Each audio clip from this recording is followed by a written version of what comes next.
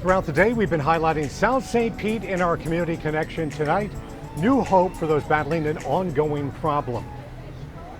It's a smell that's so bad at times children are forced to stay inside and neighbors worry it could be toxic. It's an issue that unfortunately has been going on for years now here in South St. Pete, specifically in the Childs Park neighborhood of South St. Petersburg.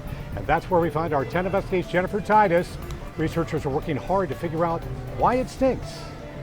Yeah, since the 70s, I'm told, people who live here in the Childs Park community have had to deal with an odor. Some say it's atrocious. But a few years ago, they decided to speak up and say something about it. And now they tell me that people are starting to listen. This is all Child Parks right here. Yep, Childs Park is from 5th Avenue South to 18th Avenue South. This is what we call the recreational corridor. Just taking this short walk with Jabbar Edmond. We have the lake right there. You can feel the passion he has for the place he always called home. And you're also a longtime resident, huh? Yeah, lifelong resident. But he also says something has never smelled right in the Childs Park neighborhood. Literally. That's just what you had to deal with. I mean, the odor was something that you never really get used to, but the odor was something that was normal. In elementary school, keeping kids inside when the odor gets so bad. It smells like burnt tires, it smells like gas, it smells like any number of things. It's definitely a toxic odor. Do you feel like this odor has had health impacts on the people here in the community? I mean, in my uneducated opinion, I definitely feel it has, simply due to the fact we know what these odors and these smells do to the human body.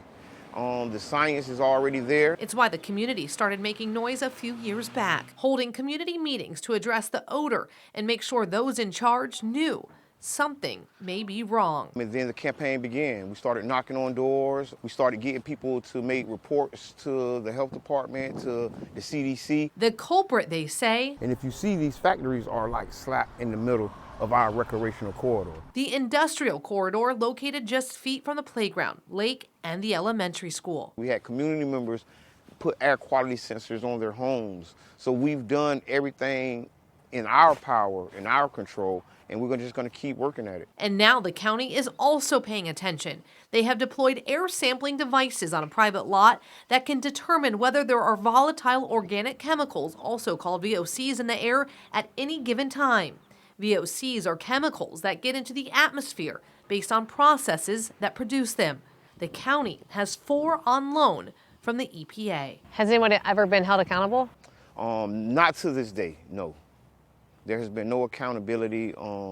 That's what we're fighting for. We're fighting for accountability. We want some next steps that will have our community with a better quality of life. I mean, honestly, we want to do the work that it takes. And it's not just the county taking action. Schools like Eckerd College are also researching the air quality here. One professor telling me they're already on their second set of data collecting and will hopefully have results from that soon and answers that this community has long been waiting for.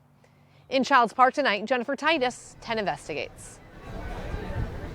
All right, Jen, thank you. We also want to add that in the past 2 years alone, data we've obtained shows there have been more than 60 calls to the county regarding the odor in Childs Park. So it is an issue there. If you're concerned about community issues like the one in Childs Park, we have you covered on air and online. You can stay up to date with the 10 Tampa Bay app for real-time updates and in-depth local news coverage right at your fingertips.